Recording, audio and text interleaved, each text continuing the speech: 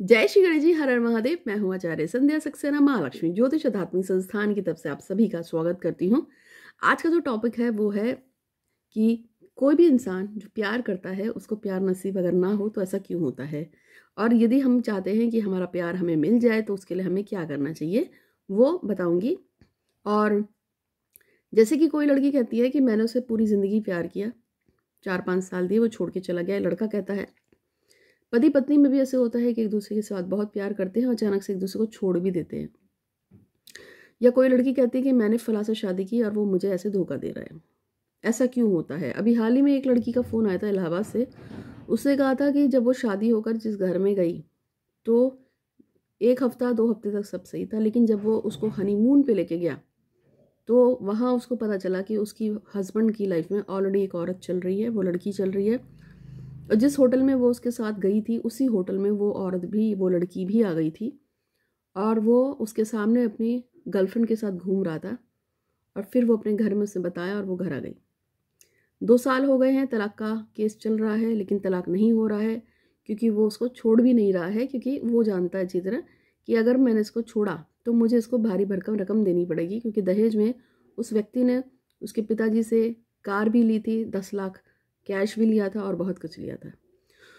तो इस तरह के धोखे अक्सर हो जाते हैं। और अभी हाल ही में मेरे पास एक लड़के का मैसेज फ़ोन आया था।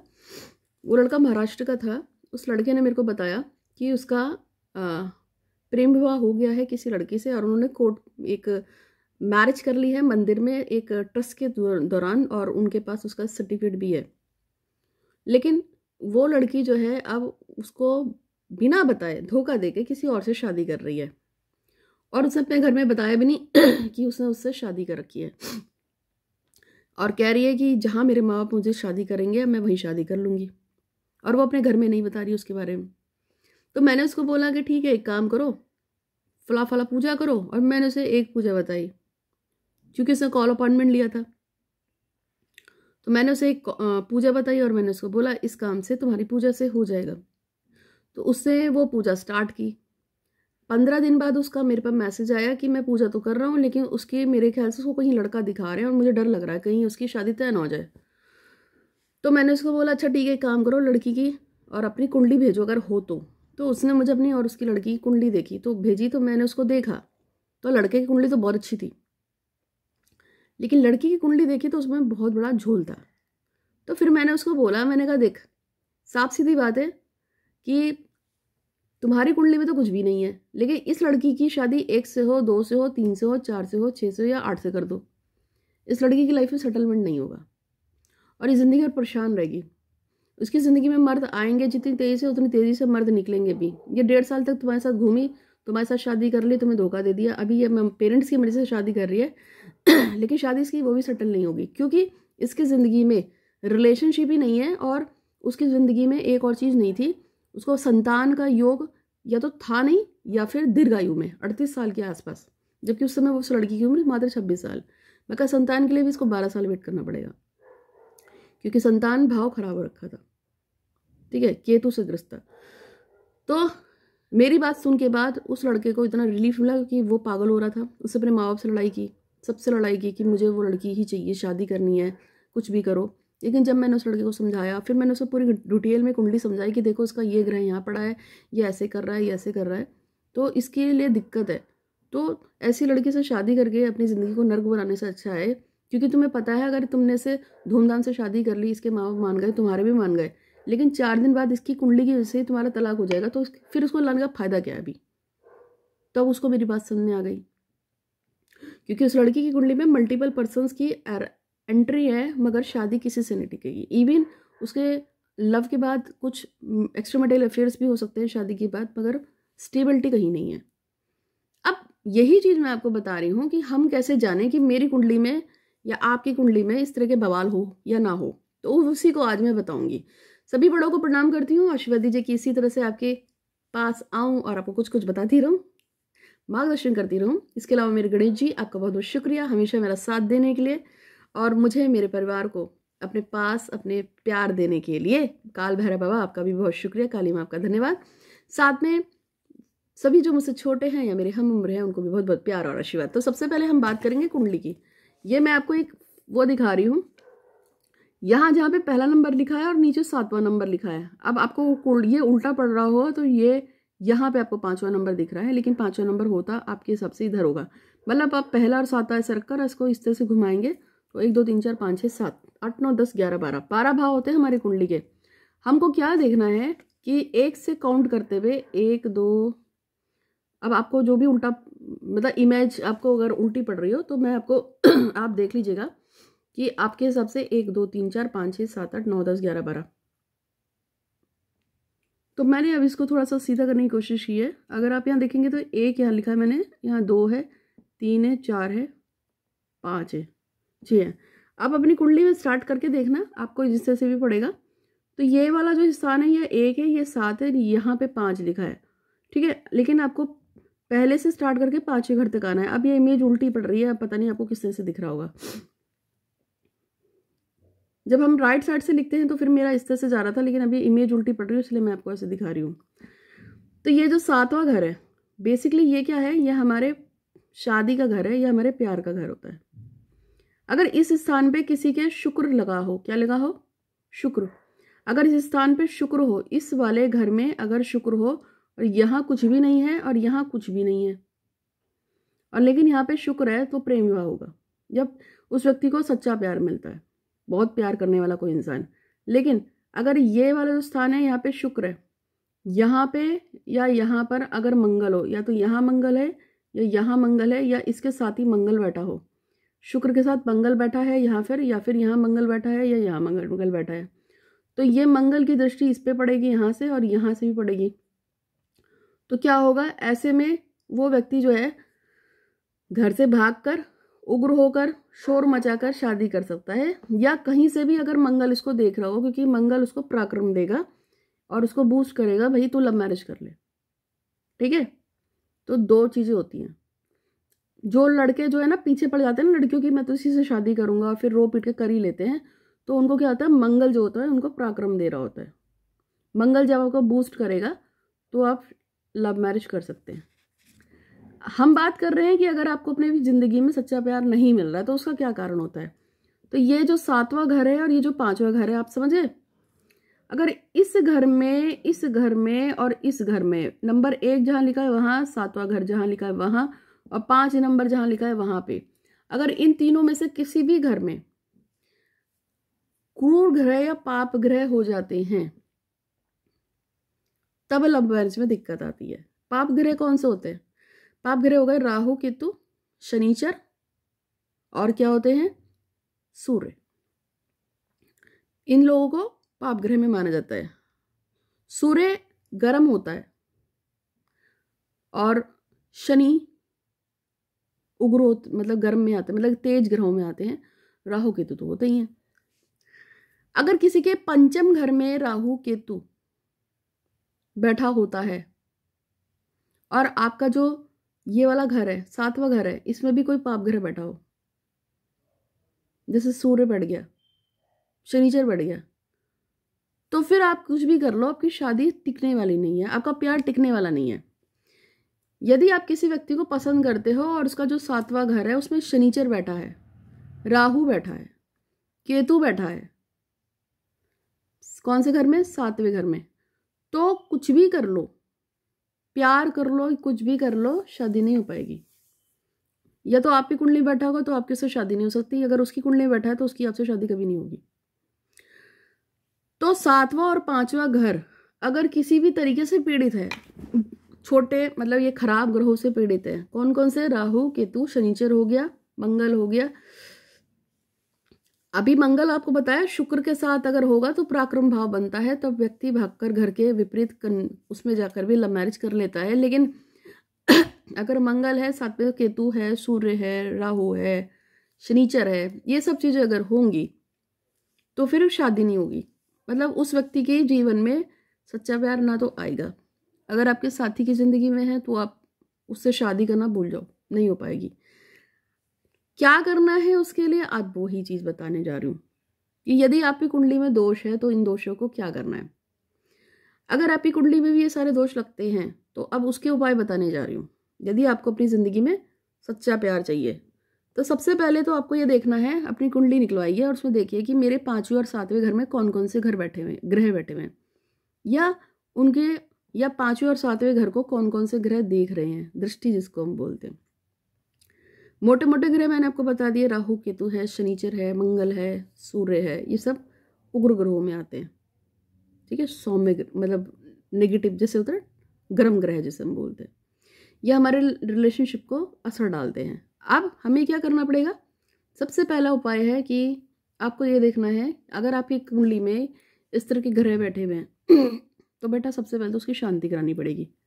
अगर आपको लव मैरिज करनी है या आपको अपनी ज़िंदगी में प्यार चाहिए, जैसे आपको पता चल गया कि आपने जिससे विवाह किया है, अरेंज मैरिज की है, लेकिन आपको पता चल जाता है कि या तो आपकी कुंडली में या आपके पति की कुंडली में ये ग्रह बैठे हुए हैं, अब बन नहीं रही, दोनों में झगड़ा बहुत होता है, पति बार बार कहता है या पत्नी बार बार कह देती है मैं तो छोड़ के चली जाऊंगी। तो सबसे पहले शांति करानी है, किसकी, ग्रहों की।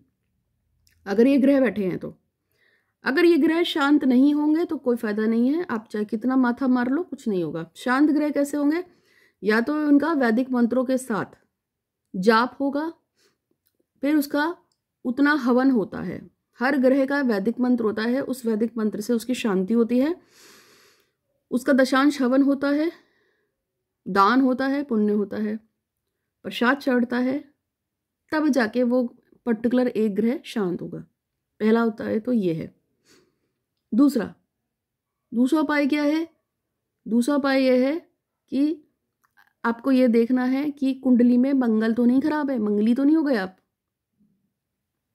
ठीक है, तो जिन लोगों का शुक्र के साथ मंगल बैठा है वो भाग के प्रेम विवाह तो कर लेंगे, लेकिन शादी में स्टेबिलिटी नहीं आती है, क्योंकि मंगल ने पराक्रम भार दिया आपको और एकदम आपका दिमाग घुमा दिया और आप पागल हो गए, जी इससे प्यार करता हूँ मैं तो इससे शादी करूंगा चाहे कैसे भी कर लूँ, लेकिन उसके बाद वो शादी रुक जाए इसकी गारंटी नहीं है, क्योंकि मंगल से पीड़ित भी तो हैं आप।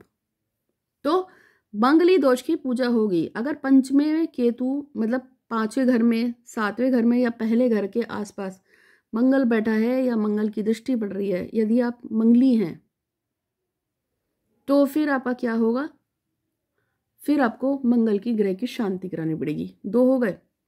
मंगली दोष भी 2 तरह के होते हैं, एक तो निम्न मंगली होता है, एक होता है उच्च मंगली। अगर आपका निम्न मंगली है तो 28-30 साल के आसपास के बाद आप शादी करोगे तो मंगल नॉर्मल खत्म हो जाता है, लेकिन अगर आप उच्च के मंगली हैं तो आप 50 के भी हो जाओगे, उसका असर रहेगा। उच्च मंगली का असर जिंदगी भर रहता है। जो लोग 50-55 के आसपास आते हैं, 45 के बाद आते हैं और कहते हैं कि मेरे साथी ने मुझे छोड़ दिया, तलाक दे रहा है, बात नहीं कर रहा, किसी दूसरी औरत के चक्कर में पड़ गया है, वो उच्च के मंगली होते हैं। उसके मंगली में एक और दिक्कत हो जाती है, अगर कोई व्यक्ति मजबूत मंगल का है, उच्च का मंगली है, तो या तो उसका जीवन साथी बीमार रहेगा, या उसका जीवन साथी मर जाएगा, या उसके जीवन साथी के साथ कोई दुर्घटना घट जाएगी जिससे वो हमेशा बीमार या बिस्तर पर पड़ जाएगा, या उसका जो जीवन साथी है उसका पैर हाथ टूट गया, पैर टूट गए, हाथ टूट गया, या सर में कोई स्ट्रोक लग गया। तो ये सब किसके साथ होता है, उच्च के मंगली जो होते हैं, जो बिना पूजा पाठ अनुष्ठान के शादियां कर लेते हैं। या भैया आप उच्च के मंगली हैं और आपको तो बस शादी करने का भूत सवार है और आपने किसी से लव मैरिज कर ली, तो इसकी जो भी खामियाजा है वो आपका साथी भुगतेगा। या तो उसकी मौत हो जाएगी, या फिर वो जिंदगी भर बीमार रहेगा, परेशान रहेगा, या उसका एक्सीडेंट हो जाएगा, या उसके सर में चोट लग जाएगी, उसका बिजनेस अस्थिर रहेगा, उसका बिजनेस बर्बाद हो जाएगा। और ऐसे बहुत सारी चीज़ें हैं जो ऐसे लोगों के साथ होती हैं जिनकी शादी गलती से उच्च के मंगली व्यक्ति के साथ कर दी जाती है। इस चीज़ को ध्यान रखना। मैक्सिमम टाइम में ऐसा होता है कि औरतें बड़ी जल्दी मर जाती हैं, क्योंकि मर्दों में सबसे ज़्यादा उच्च के मंगली पाए जाते हैं। मर्द बहुत उच्च के मंगली होते हैं और पेरेंट्स क्या सोचते हैं कि अरे कुछ नहीं होता, हम शादी कर देते हैं। क्योंकि भारत में ऐसा है कि अगर लड़के के ग्रह खराब भी हों तो अच्छे ग्रह की लड़कियां लाने से पहले लोग सोचते हैं, क्योंकि वो चाहते हैं कि लड़की ऐसी आए जिसके ऊपर मेरा बेटा हावी रहे। तो अगर किसी के उच्च के मंगली ग्रह भी हैं तो झूठ बोल के शादी कर देते हैं कि नहीं जी हमारे लड़के की कुंडली ऐसी है वैसी है, कुंडली में टाइम डेट चेंज करा दिया जिससे भाई हमारे किसी भी तरह से लड़के को लड़की मिल जाए। उसके बाद क्या होता है, शादी के कुछ साल बाद या तो लड़की बीमार रहने लगती है, वो हमेशा बीमार रहती है। बहुत सी ऐसी औरतों के फ़ोन आते हैं जो मुझे ये कहती हैं कि पिछले 10 साल से बीमार चल रहे हैं। बहुत सी ऐसी औरतों के फ़ोन आते हैं जो मुझे कहती हैं कि जब से शादी हुई है ये मुझे मारते हैं, पीटते हैं, कूटते हैं, उल्टा सीधा बोलते रहते हैं, सारे सबके पतियों की कुंडलियाँ खराब हैं, आप पे भारी हैं। इसका ध्यान रखना। अन्यासी आपका पति अगर राक्षसों की तरह आपको मारता है, कूटता है, गालियाँ बकता है, और मतलब गालियों का भी बड़ा बढ़िया वाला वेरिएशन, जैसे मुझे औरतें बताती हैं, लेडीज़ बताती हैं, और कहीं भी नहीं देखेगा बस कूट देगा, मार देगा, ऐसे करता है, जानवरों जैसा व्यवहार आपके साथ करता है, आपको कुछ समझता ही नहीं है, आपकी आवाज़ उठती है तो वो आपको आवाज़ को दबा देता है, ठीक है। और उससे शादी करने के बाद आप बीमार रहते हो, परेशान रहते हो, मानसिक रूप से बीमार रहते हो, शारीरिक रूप से बीमार रहते हो, कभी कभी चोट लग जाती है, फिसल जाते हो, बेवजह चोट लग जाती है, जल जाते हो, कुछ भी हो जाता है, तो याद रखना कि आपके पति की कुंडली खराब है और उसका खामियाजा आप भुगत रहे हो, इसका ध्यान रखना। उल्टा ऐसे भी है, अगर किसी औरत को झूठ बोल के उसकी मंगली हो और उसकी शादी किसी लड़के से कर दो, तो यही सारी चीज़ें फिर उस आदमी के साथ होंगी। उसकी पत्नी उस पर काबिज रहेगी, उस पर चिल्लाएगी, शोर करेगी, ये करेगी, वो करेगी। समझ में आ गया? तो सबसे पहले अगर ऐसे कुछ है तो ग्रहों की शांति होती है। एक मंगल दोष की पूजा हो गई। मंगली दोष की पूजा शादी से पहले भी करा सकते हो, शादी के बाद भी करा सकते हो। आचार्य संध्या सक्सेना यानी कि मेरा ये मानना है कि मंगली दोष की पूजा कोई भी व्यक्ति कभी भी करवा ले। 11-12 साल से ऊपर का कोई भी बच्चा है उसकी आप मंगली दोष की पूजा कर दो। ऐसा जरूरी नहीं कि शादी से पहले ही कराना चाहिए। मंगली दोष की पूजा हो जाने के बाद, जिसको हम बोलते हैं घट विवाह, घट विवाह अगर आप किसी बच्चे का करा देते हैं जिसकी उम्र 13-14 साल है, 15 साल है, उसके बाद उसकी ज़िंदगी बहुत अच्छी होती है, क्योंकि घट विवाह करने का मतलब ये होता है कि आपने अपनी संतान के विवाह भगवान से कराया। तो उसमें क्या होता है कि ये जो देवी होती है ना, अरे भगवान विष्णु के साथ विवाह हो जाता है। किसका हो जाता है? लड़की का। भगवान विष्णु या भगवान कृष्ण के साथ विवाह कराया जाता है, इसे कुंभ विवाह भी कहते हैं। उसमें सोने की प्रतिमा बनती है भगवान कृष्ण की या ये भगवान विष्णु की, और मटका लेते हैं, उसके ऊपर उस प्रतिमा को बांध देते हैं।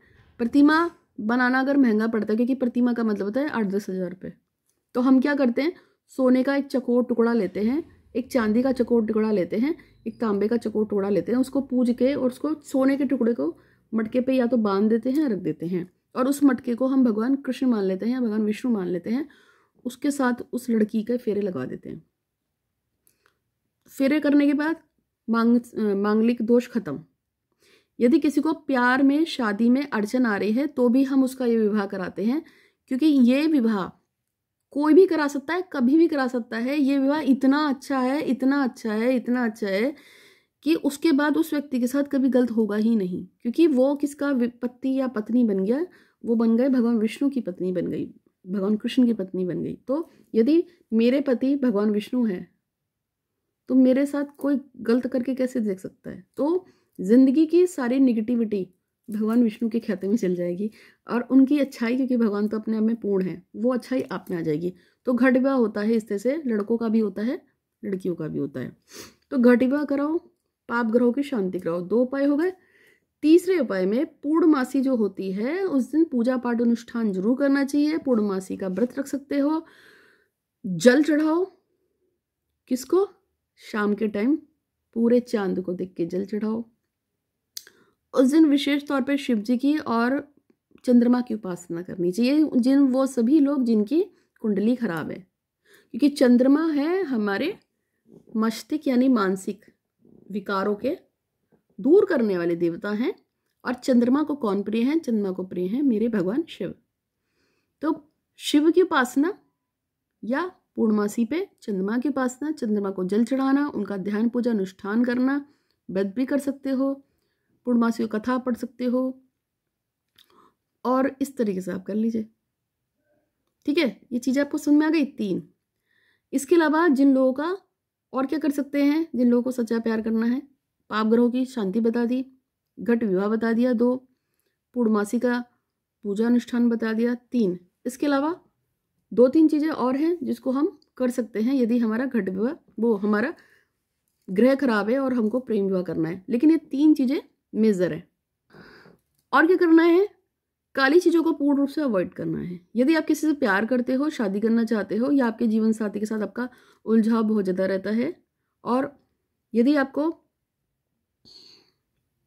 प्रेमी या आपके पति या आपकी पत्नी या आपकी प्रेमिका आपके साथ अभद्र व्यवहार करते हैं, तो काली चीज़ों से दूर रहना है। काली चीज़ें ना तो पहननी है, ना ही काली चीज़ें अपनी गर्लफ्रेंड या बॉयफ्रेंड को या पति या पत्नी को गिफ्ट करनी है जल्दी से ना, क्योंकि हमारे वहाँ तो वैसे भी काली चीज़ों को शादीशुदा लाइफ में भी अच्छा नहीं मानते हैं। वो तो आजकल लड़कियों को फैशन चढ़ा है तो पहन लेती हैं। कई कई लोगों को शादी के बाद काली चूड़ियाँ पहनते हैं तो वो सिर्फ नज़र के हिसाब से होती हैं, ठीक है, ट्रेडिशन में जो है। लेकिन काली चीज़ों का आपको अवॉइड करना है, देनी भी नहीं है, पहननी भी नहीं है। यदि आपको प्रेम संबंध रखना है मजबूत, उसकी जगह आप हरी चूड़ियों का प्रयोग कर सकते हैं, पीली चूड़ियों का प्रयोग कर सकते हैं। सभी लड़कियां जिनको प्रेम विवाह करना है उनको अपने हाथ में हरा या पीला, खासतौर पर पीला पीला कड़ा पहन लेना चाहिए, और बुधवार को 1 या 2 चूड़ी हरी डाल लो, यानी कि 2 कड़े लो। या तो ऐसा कड़ा लो जिसमें हरा और पीला एक साथ हो, या फिर 1 कड़ा पीला ले लो, 1 कड़ा हरा ले लो, उसको हाथ में डाल लो। सोने के आभूषण भी पहन सकते हैं लड़कियां। इससे क्या होगा, आपका बृहस्पति मजबूत होगा। बृहस्पति मजबूत होता है तो विवाह में आ रही अड़चनें दूर हो जाती हैं। बृहस्पति को मजबूत करना है। बॉयज क्या करेंगे, येलो रंग का धागा बांध लेंगे यहाँ पे हाथ पे। अगर आप पीले रंग का धागा हाथ में डाल लो या गले में पहन लो, या सोने की चेन पहन लो। अच्छे पैसे वाले तो कड़ा भी पहन सकते हो। तो इससे क्या होगा, आपका बृहस्पति मजबूत होता है। जब बृहस्पति मजबूत होगा तो विवाह के रास्ते अपने आप वैसे ही खुल जाएंगे धीरे धीरे। तो सारी चीज़ें बताइए, लेकिन इसका मतलब नहीं कि पापी ग्रहों की शांति तो फिर भी करानी पड़ेगी, और घट विवाह फिर भी कराना पड़ेगा अगर कुंडली में दोष है, ठीक है। और क्या कर सकते हैं, ये जो दुर्गा जी का मंदिर होता है या देवी का मंदिर होता है, लक्ष्मी जी हैं, पार्वती जी हैं, कोई भी देवी है, शुक्रवार के दिन जाकर वहाँ पे मतलब मान लो कि मैं हर शुक्रवार को कुछ ना कुछ देवी को चढ़ाऊंगा। तो जैसे पहले शुक्रवार में आपने बिंदी चढ़ा दी, दूसरे शुक्रवार में आपने लिपस्टिक चढ़ा दी, तीसरे शुक्रवार में आपने कुछ और चढ़ा दिया, सिंदूर चढ़ा दिया, कभी कुछ चढ़ाया, कभी मतलब श्रृंगार का सामान हर शुक्रवार को कुछ कुछ कुछ कुछ कुछ देवी को चढ़ाते रहो, थोड़ी सी मिश्री के साथ। मिश्री आती है ना, छोटी सी छोटी दाने होते हैं, क्रिस्टल्स होते हैं, उसके साथ अगर आप चढ़ाएंगे और अपनी मन्नत बोलेंगे कि भाई मेरा विवाह हो जाए अमुक व्यक्ति से, या मेरा प्रेम विवाह हो जाए, या मेरा विवाह ही हो जाए, या मेरे विवाह में जो अड़चनें आ रही हैं वो दूर हो जाए, तो रास्ता अपने आप खुलना शुरू हो जाएगा। इस चीज़ को कर लीजिएगा। और क्या कर सकते हैं, इसके अलावा देवी के मंदिर में जाकर अगर लाल रंग का ध्वज लगा दिया जाए, ऊपर लगवा दो, तो प्रेम विवाह में सफलता मिलती है। या अगर आपका डिवोर्स का केस चल रहा है तो भी सफलता मिलती है, ठीक है। तो ये कुछ चीज़ें मैंने अभी बताई हैं जो विवाह करने के लिए हैं, कि जिसके कारण आपका विवाह हो सकता है। समझ रहे हैं आप। तो और भी बहुत कुछ है बताने के लिए, लेकिन 23 मिनट का वीडियो पहले ही हो गया है, तो मैं 3 और इसमें ऐड कर देती हूँ। जितनी चीज़ें समझाई उतनी चीज़ें समझ में आ गई होंगी। यदि आपका जीवन साथी या आपका पति, आपकी पत्नी, आपका बॉयफ्रेंड या गर्लफ्रेंड अगर आपसे चिड़चिड़ा रहता है तो एक गौरी शंकर रुद्राक्ष पहन सकते हैं। गौरी शंकर रुद्राक्ष में गौरी और शंकर दोनों का मिक्सअप होता है। गौरी शंकर रुद्राक्ष पहनने से आपके संबंध मजबूत होते हैं और आपके ऊपर महादेव का कृपा होती है, तो इससे आपका रिलेशनशिप बेटर होते हैं। 2 एक चीज़ और है, इसके अलावा और क्या पहन सकते हैं, आप पहन सकते हैं टर्कॉइस। टर्कॉइस क्या बोलते हैं, जिसको हम बोलते हैं हिंदी में फिरोज़ा। अगर आपको कहीं से सिद्ध किया हुआ फिरोज़ा मिलता है, जैसे हम भी देते हैं, हम गौरी शंकर रुद्राक्ष भी देते हैं, 6 मुखी रुद्राक्ष हो गया, हम वो भी देते हैं। तो 6 मुखी रुद्राक्ष आपके प्रेम संबंध को मजबूत करता है। ओपल आपके प्रेम संबंध को मजबूत करता है। सिद्ध फिरोज़ा आपके प्रेम संबंध को मजबूत करता है। अमेरिकन डायमंड आपके प्रेम संबंध को मजबूत करता है। गौरी शंकर रुद्राक्ष आपके प्रेम संबंध को मजबूत करता है। तो ये चीज़ें पहननी चाहिए। गौरी शंकर रुद्राक्ष इतना बड़ा होता है, मैंने जो पहना हुआ है, मैं आपको अपना गौरी शंकर रुद्राक्ष दिखाती हूँ, रुकिए। तो गौरी शंकर रुद्राक्ष मैंने पता है, मैं आपको दिखाती हूँ। तो ये गौरी शंकर रुद्राक्ष है, और इसके देखो इसको खासियत क्या होती है कि इसके अंदर में, जैसे ये रुद्राक्ष है ना, आप देख रहे हैं, ये जो साइड में जो एक छोटा सा रुद्राक्ष देख रहे हैं, ये इसके अंदर से ही निकला हुआ है। देखो, अलग से नहीं है, आपको जुड़ा हुआ दिख रहा है यहाँ पे बीच में। तो ये जो जोड़ है, यहाँ पे देखो, यहाँ पे जोड़ है। तो क्या होता है कि रुद्राक्ष के अंदर से जब जुड़ा हुआ एक रुद्राक्ष निकलता है, ये सिर्फ इससे जुड़ा हुआ है, यहाँ से नहीं निकला है। ये गौरीशंकर रुद्राक्ष है। इस रुद्राक्ष के अंदर से जब दूसरा रुद्राक्ष इधर से निकलता है ना, और वो जुड़ा हुआ होता है इस रुद्राक्ष से, ये रुद्राक्ष जुड़ा है, ये शंकर जी हैं, ये गौरी हैं, इसे गौरीशंकर रुद्राक्ष बोलते हैं। ये मेरा है, इसको मैं पहनती हूँ।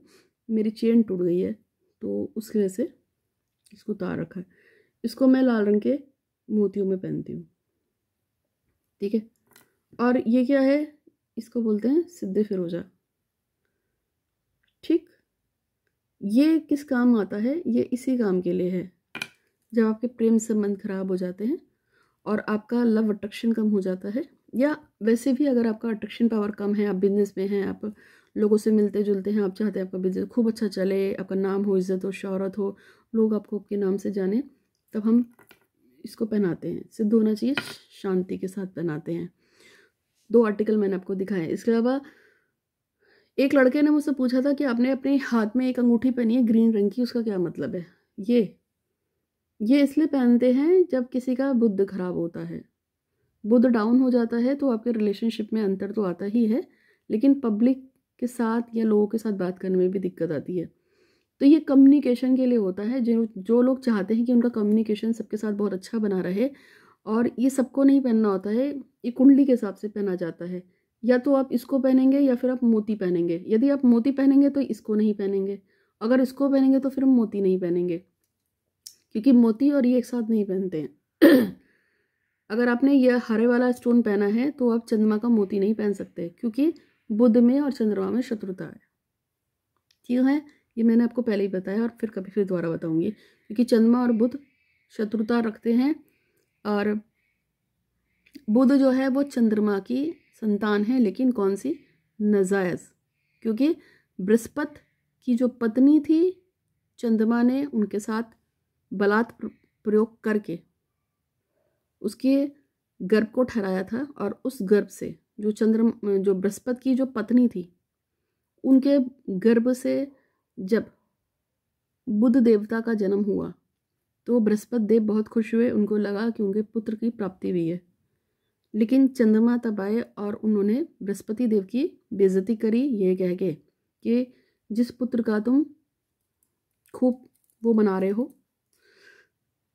वो पुत्र अक्सर तुम्हारा नहीं है, मेरा है। तब उनको पता नहीं था, और जब उन्होंने अपनी पत्नी से पूछा तो उनकी पत्नी ने कहा कि ये सच बात कह रहे हैं, ये बृहस्पति देव आपका पुत्र नहीं है, ये चंद्रमा का पुत्र है, क्योंकि चंद्रमा ने उनके साथ डैश डैश डैश, ठीक है। तब उनको बहुत गुस्सा आया, क्रोध हुआ, और तब से बृहस्पति की और चंद्रमा की आपस में बिल्कुल नहीं बनती है, शत्रुता है, ठीक है। और जो पुत्र पैदा हुआ था, जिसको हम बोलते हैं बुध देवता, वो चंद्रमा से चिढ़ गए, क्योंकि उनकी वजह से उनको एक नाजायज संतान के रूप में दुनिया ने जाना, इसलिए वो चंद्रमा से बहुत चिढ़ते हैं। उनको ये लगता है कि अगर चंद्रमा ने ऐसा ना किया होता और वो बृहस्पति के ही पुत्र होते तो उनकी ख्याति और बढ़ती, क्योंकि वो बृहस्पति कौन है, गुरु होते हैं, हमारे गुरु, सभी ग्रहों के गुरु हैं। और बृहस्पति से इसलिए चढ़ते हैं बुध, कि ये मेरे मतलब बृहस्पति जो है वो बुध से नहीं चिढ़ते हैं, हालांकि वो उनके नाजायज संतान हो गई, लेकिन बुध को बृहस्पति से और चंद्रमा से, दोनों से गुस्सा, नाराजगी है। समझ रहे हैं आप। इसलिए इन तीनों स्टोन्स को इकट्ठा पहनने समय पहले आपको बहुत ज्योतिष से सोच लेना है। पुखराज, पन्ना और मोती, इन 3 चीज़ों का कॉम्बिनेशन नहीं पहना जाता है। अगर पहनना हो किसी कारण से तो ज्योतिषीय परामर्श ले लेना, लेकिन मोती और चंद्रमा, मोती और पन्ना, मोती और पन्ना कभी भी एक साथ नहीं पहनते, ठीक है, क्योंकि इनके बीच में शत्रुता है। बृहस्पति का पुखराज और मोती भी एक साथ नहीं पहनते, क्योंकि शत्रुता है। अगर पहनना आपको पड़ जाए तो किसी बहुत अच्छे ज्योतिषी से सलाह मशवरा ले लेना, लेकिन जितना संध्या सक्सेना जानती है, इन ग्रहों इनको साथ ही बनता है। अगर मैं इसको पहनूंगी तो मैं मोती नहीं पहन सकती, अगर मैं मोती पहनूंगी तो मैं फिर इसको उतारूंगी। इसी तरह से मेरे हाथ में ये नीलम है, लेकिन मेरे हाथ में पुखराज नहीं है। पुखराज नहीं है क्यों? क्योंकि जब अगर मैं पुखराज पहनूंगी तो फिर मैं ये नहीं पहनूंगी और फिर ये भी नहीं पहनूंगी। कॉम्बिनेशन बनता है तब पहनते हैं, ऐसे कुछ भी उठा के नहीं पहन लेते, ठीक है। तो जिन लोगों को मंगली दोष होता है उनको ये भी पहनना पड़ता है। मेरे को भी मंगली दोष है मेरी कुंडली में, लेकिन मेरा मंगली दोष निम्न है जो 28वें वर्ष में ख़त्म हो चुका है, ठीक है। फिर भी मैंने ये डाला हुआ है ऐसे ही, क्योंकि थोड़ा बहुत असर तो रहता ही है। गुस्सा बहुत जल्दी आ जाता था इसलिए डाला है, मुझे बहुत जल्दी गुस्सा आ जाता था, तो अपने गुस्से को कंट्रोल करने के लिए भी इसको मैंने पहना है। क्योंकि अगर आपका मंगल थोड़ा उच्च का हो, थोड़ा भारी हो, तो गुस्सा बहुत जल्दी आता है। एक और चीज़ बता रही हूँ, अगर आपका सूर्य और मंगल साथ में बैठा हो तो थोड़ा संभल के रहना है, अंगारक योग बन जाता है। और जब सूर्य और मंगल एक साथ होता है तो शादीशुदा लाइफ तो डिस्टर्ब होती ही है, जलने का डर रहता है आग से, इलेक्ट्रिसिटी से। अगर आपकी कुंडली में सूर्य मंगल एक साथ बैठा है तो थोड़ा संभल के रहना, जलने के चांसेस रहते हैं इलेक्ट्रिसिटी से, यानी कि ये जो बिजली की चीज़ें होती हैं उनसे भी बच के रहना है, ठीक है। तो आज के लिए बस इतना ही। उम्मीद है कि आपको वीडियो अच्छा लगा होगा। अच्छा लगा है तो लाइक कीजिएगा, शेयर कीजिएगा और हमेशा खुश रहिएगा। आज के लिए बस भगवान श्री गणपति मैं से प्रार्थना करती हूँ आप पे कृपा बनाए रखें। धन्यवाद।